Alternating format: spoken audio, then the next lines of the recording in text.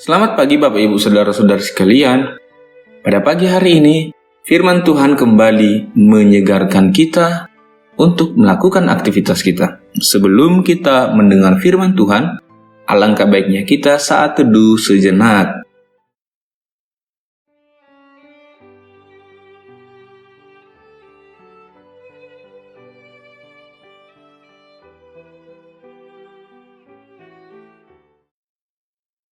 Amin. Firman Tuhan diambil dari Yesaya pasal 46 ayat 10. Demikian pembacaan firman Tuhan. Yang memberitahukan dari mulanya hal yang kemudian dan dari zaman purbakala apa yang belum terlaksana, yang berkata, keputusanku akan sampai dan segala kehendakku akan kulaksanakan. Ahu palubahon hian sian mula ujung na sogot. Ahu marbuah-buah sian narubi na somasa dope. Laos au mandok sai hotdo sakapu jalabahenokuma na salomoni rohaku. Allah yang berdaulat. Sampai hari-hari ini masih banyak orang yang bertanya-tanya, siapakah Allah? Pertanyaan yang diarahkan untuk menentukan manakah sesungguhnya Allah yang benar. Pertanyaan ini mungkin saja berasal dari 1. Ketulusan hati karena banyaknya ajaran yang beredar saat ini.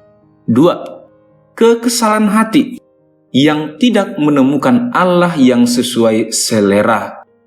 Allah yang mau patuh terhadap permintaan orang tersebut. Akhirnya, Allah yang benar justru tidak dihiraukan. Atau Allah yang benar tidak dipedulikan.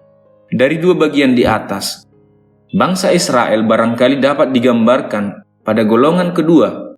Mereka sudah berada pada naungan Allah yang benar, namun tidak puas karena Allah yang benar itu tidak memenuhi keinginan-keinginan kedagingan mereka. Mereka hanya menginginkan Allah yang sesuai dengan pemahaman mereka. Puncak dari kesemuanya itu, mereka membuat Allah yang meskipun orang berseru kepadanya, ia tidak menjawab dan ia tidak menyelamatkan mereka dalam kesesakannya. Dalam ayat 6 sampai ayat 7. Melalui nats ini, Allah kembali berkenan menyatakan dan memperkenalkan dirinya untuk menyadarkan bangsa itu bahwa dialah Allah dan tidak ada yang lain. Dialah Allah dan tidak ada yang seperti dengan dia. Ayat 5 dan ayat 9. Marilah kita merenungkan, boleh jadi hari-hari ini kita juga sedang berada pada sikap Allah, sikap yang mendesain Allah sesuai dengan keinginan kita. Melalui nas ini, kita hendak disadarkan bahwa Allah yang benar ialah Allah yang berkehendak, Allah yang segala kehendaknya akan dilaksanakannya. Dia juga Allah yang mengetahui segala sesuatu dari mulanya, bahkan yang belum terlaksana. Dalam ayat 10, Allah yang benar ialah Allah yang berdaulat, yang akan mengarahkan dan menuntun umatnya, dan bukan justru dituntun oleh keinginan umatnya. Itulah Allah yang benar. Hanya kepada Allah yang demikianlah kita layak untuk percaya, believe, dan mempercayakan diri, trust, mempercayakan diri kita kepada Allah. Amin. Kita berdoa.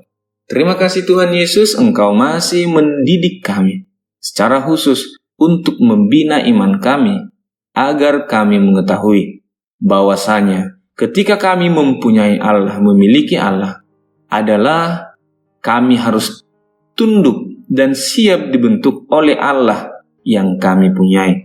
Dan kami menyadari Allah sepenuhnya adalah yang memberikan bentuk kehidupan kami yang sesuai pada porsinya.